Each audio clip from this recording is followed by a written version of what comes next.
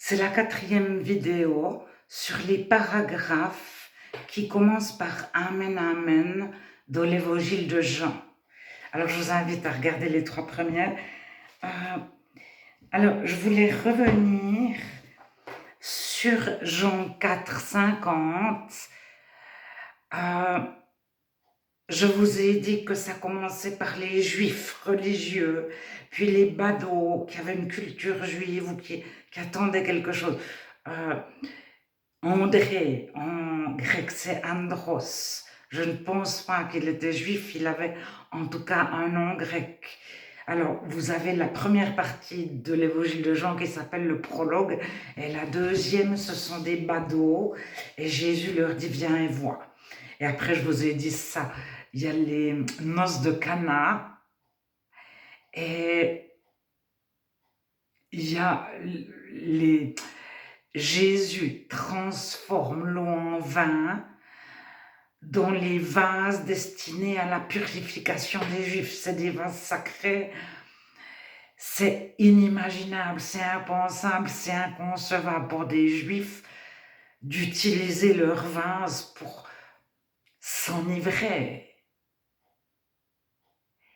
Et après, il y a donc Nicodème qui est le chef des pharisiens, donc des religieux juifs.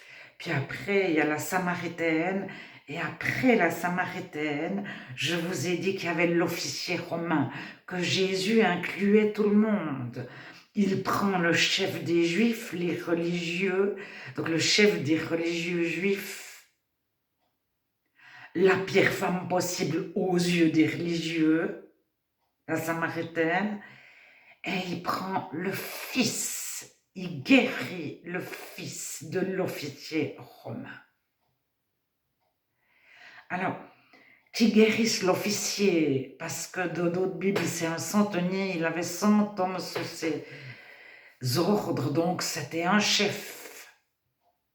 Mais le fils, si vous regardez dans l'évangile de Jean, tout le monde parle, même des handicapés, des personnes malvoyantes. Mais les enfants ne parlent pas, des femmes parlent.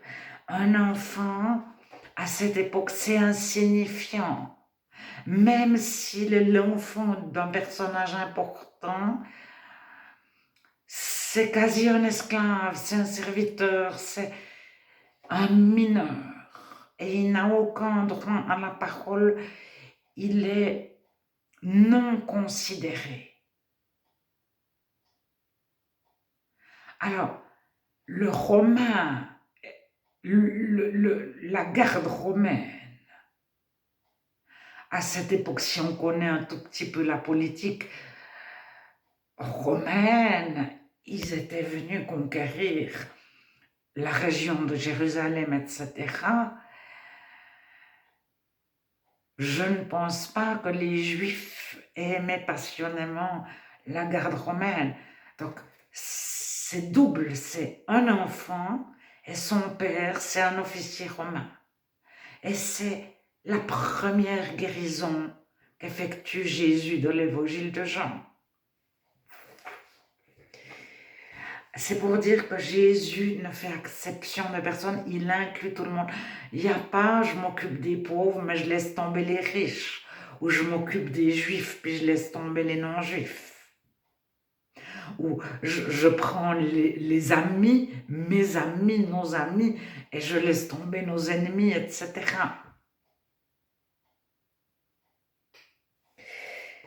Alors, j'en suis à Jean 13, 38. J'avais sauté Jean 13, 38. Jésus répondit, « Tu donnerais ta vie pour moi? En vérité, je te le dis, le coq ne chantera pas que tu ne m'aies renié 3 fois. » Et je pense qu'on se reconnaît tous. On fait des grandes œuvres, mais on est tout petit par rapport à celui qui nous envoie. Et des fois, on dit on fait des promesses à Dieu et on ne les tient pas.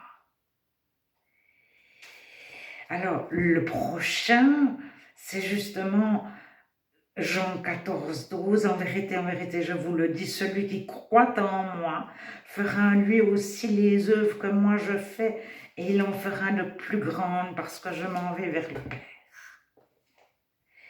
Et juste avant, il y avait le reniement. Alors, Jean 16, 20, en vérité, je vous le dis. Vous pleurerez et vous vous lamenterez, et le monde se réjouira, se moquera de vous. Vous serez de la tristesse, mais votre tristesse sera changée en joie. Verset 23, la deuxième partie, donc 23b. En vérité, je vous le dis, ce que vous demanderez au Père, il vous le donnera en mon nom. Au nom de Jésus, jusqu'à présent, vous n'avez rien demandé à Dieu au nom de Jésus.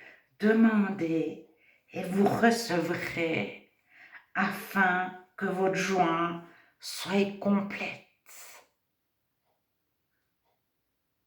Il n'y a plus de place pour l'amertume, pour la tristesse, pour le découragement, pour les doutes.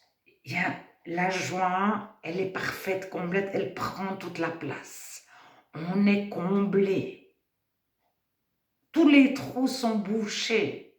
On a notre réservoir affectif plein de joie, de la joie de Dieu. C'est pas le monde, c'est pas parce qu'on a gagné au loto, parce qu'on a une grande voiture, une grande maison, des beaux enfants, etc., des amis, etc. C'est parce que Dieu nous donne. Non, déjà Jésus est venu apporter sa joie. Et puis, le but, c'est que le chrétien soit heureux. Alors, au chapitre 21, verset 18. En vérité, je te le dis, quand tu étais plus jeune, tu attachais toi-même ton vêtement et tu allais où tu voulais. Mais quand tu seras vieux, tu étendras tes mains et un autre te l'attachera et te mènera où tu ne voudras pas. Jésus dit cela pour indiquer par quelle mort Pierre glorifierait Dieu. Ça veut dire qu'il ne va pas être tué étant jeune, ou il ne va pas mourir jeune d'une maladie. Il va être vieux, mais tellement vieux qu'un autre devra le conduire.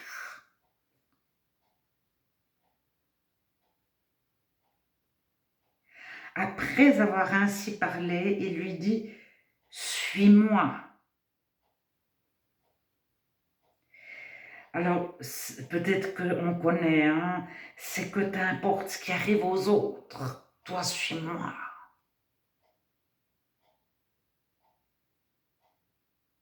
Même si les autres ne suivent pas Jésus, toi suis Jésus. C'est ça que Jésus dit. Alors il le dit à Pierre qui avait renié 3 fois Jésus. Puis auparavant. Voilà, alors en vérité, Amen, Amen n'existe que dans l'évangile de Jean à ma connaissance. Par contre, dans les autres évangiles, il y a des fois Amen une seule fois.